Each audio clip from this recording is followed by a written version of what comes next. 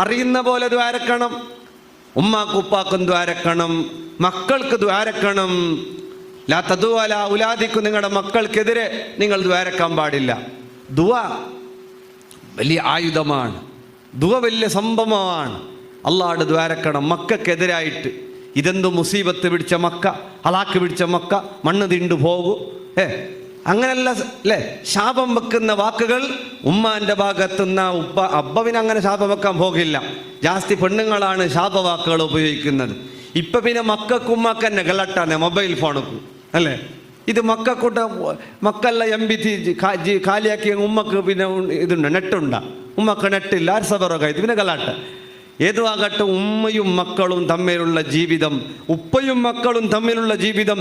ഒരു ഉമ്മയോ ഒരു ഉപ്പയോ മക്കൾക്ക് വേണ്ടി നല്ലത് ദുആ ചെയ്താൽ അല്ലാഹുവിൻ്റെ ഇടയിൽ മറയില്ല. ഒരു ഉമ്മയോ ഉപ്പയോ മക്കൾക്കെതിരെ ശപിച്ചാൽ അതിൻ്റെ ഇടയിലും മറയില്ല.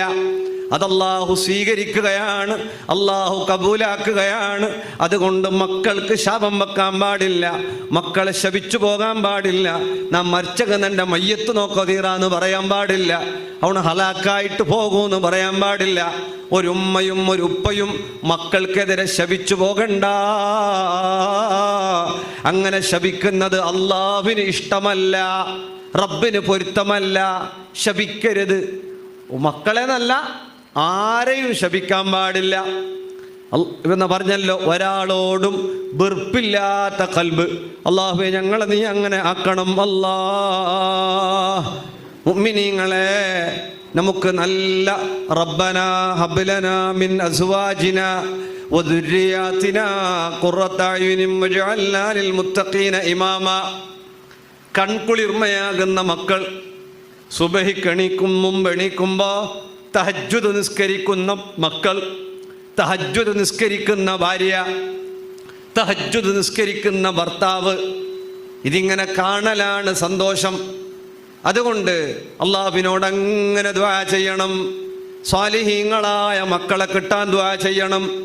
മക്കളിൽ സന്തോഷമുണ്ടാകാൻ ദുആ ചെയ്യണം. എല്ലാവർക്കും നന്മയുണ്ടാകാൻ ദ്വാരക്കണം. നീ ആളുകൾക്ക് വേണ്ടി നന്മക്ക് ദുആ ചെയ്താൽ അല്ലാഹു നിനക്ക് നന്മ ചെയ്യുന്നു, റഹ്മത്ത് ചെയ്യുന്നു, ബറക്കത്ത് ചെയ്യുന്നു എന്നുള്ളതാണ്. ദുആ ധാരാളം ചെയ്യണം, നല്ലോണം ദ്വാരക്കണം. ആ ദ്വാരക്കുന്ന ദുആകൾ പോലും നല്ല ദുആകളാകണം. ശാപത്തിൻ്റെ ദുആകളാവരുത്, നാശത്തിൻ്റെ ദുആകളാവരുത്, ഒരാളും തോറ്റുപോകാനുള്ള ദുആയാവരുത്. നല്ലോണം ഉമ്മക്കും ഉപ്പക്കും ദ്വാരക്കണം. ഭർത്താവിന് ഒരു വക്തും ദ്വാരക്കാത്ത ഭാര്യ ഉണ്ടാവരുത്, ഭാര്യയുടെ ആരോഗ്യത്തിന് ദ്വാരക്കാത്ത ഭർത്താവ് ഉണ്ടാകരുത്.